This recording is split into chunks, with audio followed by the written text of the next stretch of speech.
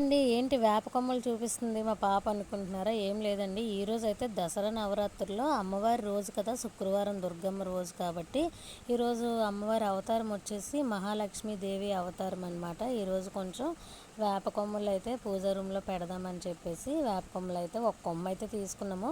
అందులో చూసారా మార్నింగ్ తులసమ్మకు పూజ చేసేటప్పుడు 2 వేప కొమ్మలు కూడా తులసమ్మకు పెట్టి పూజ అయితే చేసుకున్నాము. ఈరోజు పూజ రూమ్‌లో ప్రసాదంగా పెట్టడానికైతే ఇంట్లో అమ్మవారికి అంత ఇష్టమైన అంబలి అయితే చేసాము. అంబలి అండ్ వరి నూక ఉంటుంది కదా! పెద్ద నూకతో అయితే ఇలాగా కేసరిలాగా అయితే చేసి ఇంకా అమ్మవారికి అయితే అంబలి అండ్ కేసరి ప్రసాదంగా అయితే చేసాము. ఇంకా పూజ రూమ్లోకి వచ్చేసరికి అమ్మవారి ఫోటోకి అయితే వేపాకులు ఇంకా మందార పువ్వులు అంతా బాగా అలంకరించుకొని పూజ రూమ్ని ఇంకా వండిన ప్రసాదాలు అయితే పెట్టేసి పూజ అయితే కంప్లీట్ చేసుకున్నాము. ఇంకా ఈ ఫోటో వచ్చేసి మా అత్తయ్య వాళ్ళ పూజ రూమ్లోదనమాట. వాళ్ళ అమ్మవారికి వచ్చేసి తమలపాకుల దండ బంతిపూల దండ వేసుకొని ఇంకా సేమ్ యాజ్ టీజే మార్నింగ్ చేసిన ప్రసాదాలు అయితే పెట్టుకొని ఇంకా ధూపం వేసేసి పూజ అయితే కంప్లీట్ చేసుకున్నాము. ఈరోజు అయితే పూజ చాలా ప్రశాంతంగా జరిగింది.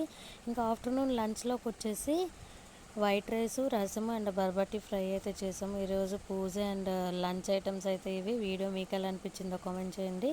వీడియో వస్తే లైక్ చేసి సబ్స్క్రైబ్ చేసుకోండి మన ఛానల్ని.